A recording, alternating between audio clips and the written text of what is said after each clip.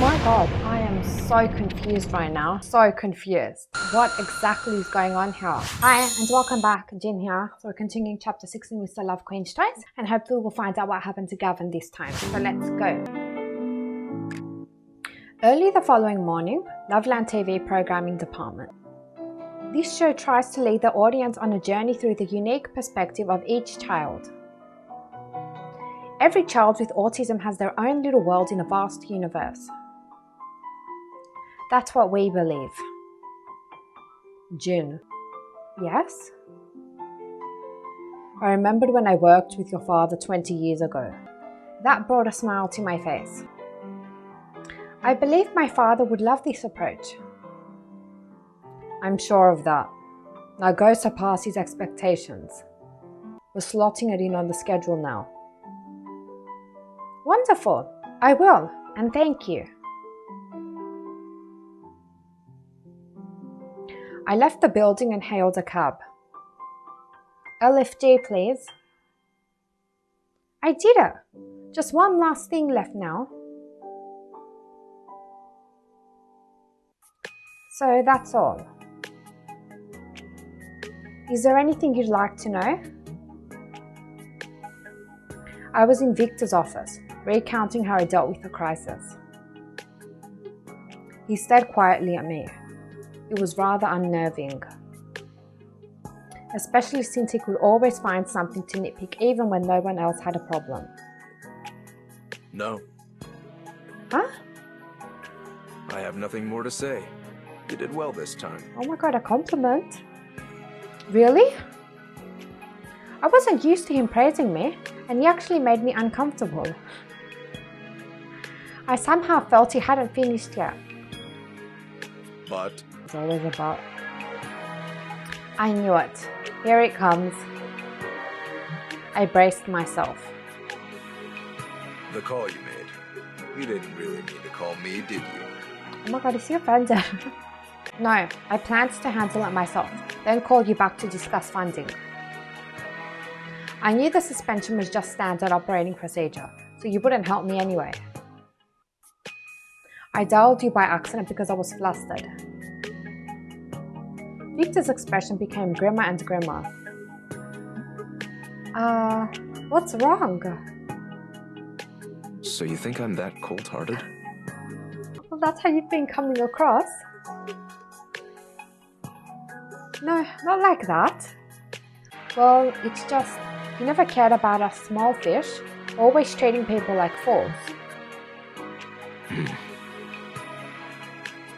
If that's all, I'll take my leave now.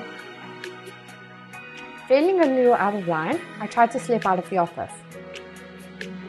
Wait. I shouldn't have said that, sir. Pretend you never heard any of it. I'm leaving too. Give you a lift home. Huh? Did I hear that right? You wanted to give me a lift? He stood up and walked over to me. Let's go. He took my hands and walked me out of the office, allowing no explanation. Hey boss, check this out. Goldman saw me come out hand in hand with Victor and froze in surprise. As did other personnel in the room. I thought about withdrawing my hand but couldn't. I awkwardly said hi to Goldman. Excuse me, I gotta go. I'll get in touch about the funding another time. Goodbye. Victor let go of my hand after we got into the elevator. What were you doing, Victor? Showing I have a heart. Oh, what? Next time, don't try to do everything all alone. What do you want from us, Victor? You told us to do stuff alone and now you want us to ask you for help. Make up your mind.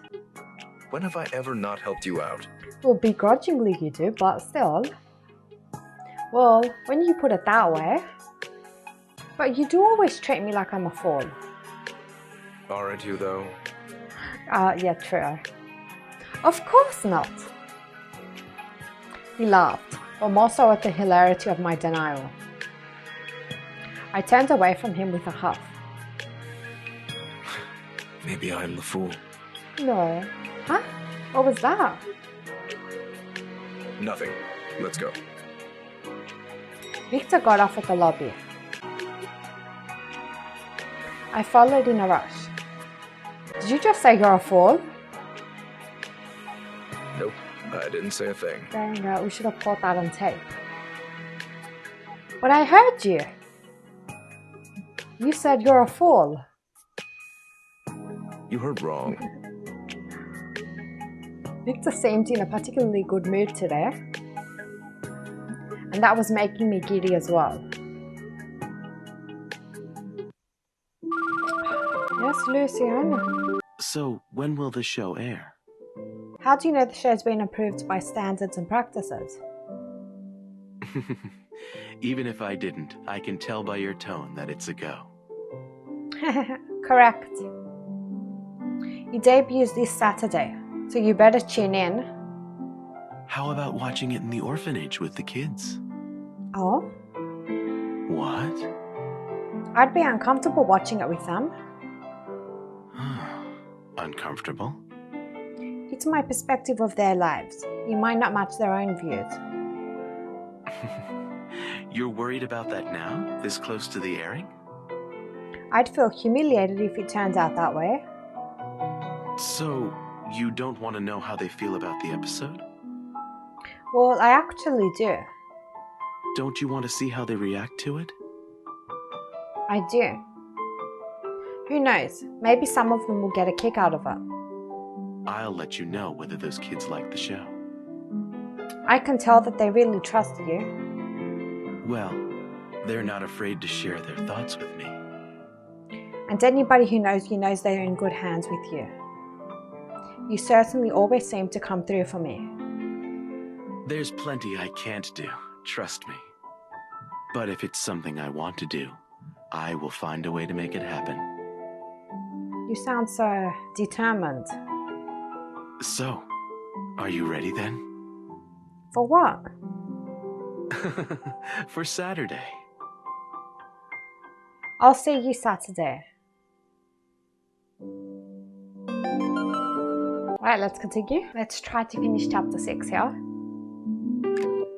On the TV screen, a starry sky cut to a drawing as a boy dropped a brush to look at the world outside. The shot zoomed in on his expression. A montage showing the smile of every kid appearing in the program followed. The children and I watched it in the orphanage's projection room together. The final cut came out better than I imagined. Really? That's fantastic. This is the first program I've seen that moved me so deeply, Jin. And I really appreciate you giving me a second chance in life. Wait, no, what did I say? I'm just so excited. Oh, just look at you now. We'll never make the same mistake again, not for any other shows too. Thank you. All ended well. Look at it this way, you wouldn't have something this good without the crisis. It's fate. We hit rough patches with the orphanage too, so don't worry, everything works out. You're right, thank you. But would you mind telling me, what has the orphanage been through? And I promise it's just between us. I believe you. It's a long story, so I'll tell you next time. Sure. It was overcast when I left the room. Layers of dark cloud overtook what used to be a sunny sky. In the stifling heat of the summer evening, it gave off a strange sense of beauty.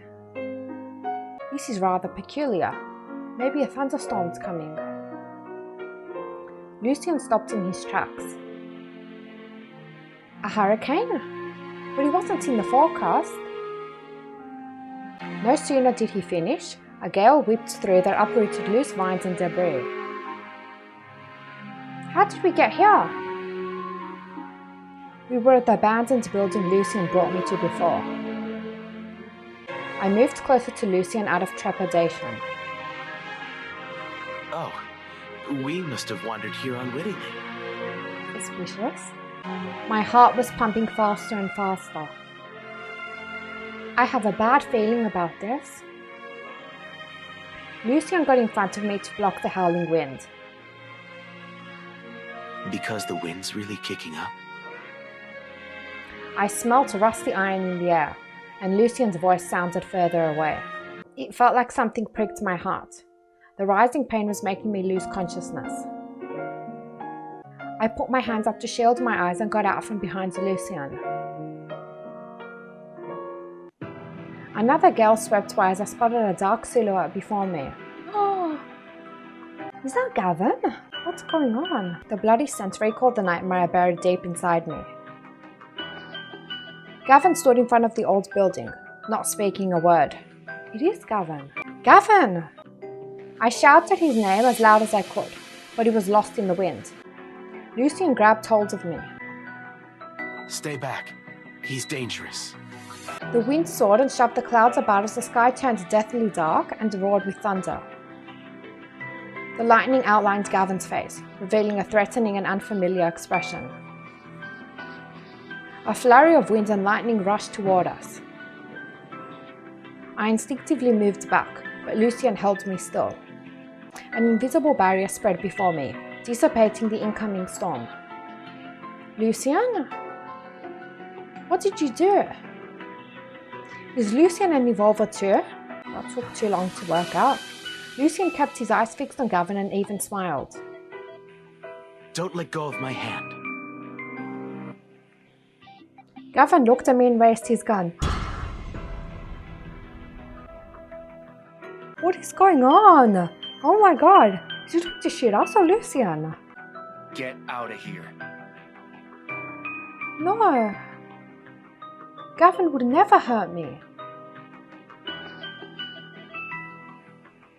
Anyone might hurt you, but I'm the least likely to. I pointed this out in a previous episode. He said I'm least likely to, which means there is a chance that he would hurt us. Gavin patted my head gently. He took aim without an ounce of hesitation. He aimed at me coldly. Shooting to kill. The muzzle flashed. Oh no. The bullet pierced the barrier and glided along on the wind's trajectory at me. If we could turn back time, I bet we would still end up here. It's not fate or a trap cleverly laid.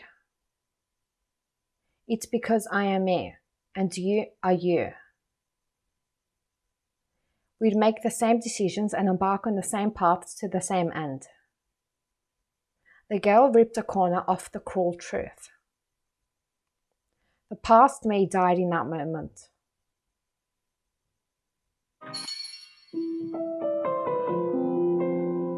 I'm sorry, but what on earth is going on? Oh my god, this has been the most shocking chapter so far. Wow, that was quite eventful. Oh my god, I don't even know what to say. I'm just so confused. Did Gavin get memory loss? Is he a robot and he's being controlled? So many questions. I'm so curious. Oh my god. I'm going to leave this part here now because we've just finished chapter 6. So hopefully the next chapter will find out exactly what's going on here. Thank you so much for watching. Please like this video if you enjoyed it. Subscribe for more. And I will see you tomorrow in the next part of Mr. Love Queen Stories. But until then, bye for now.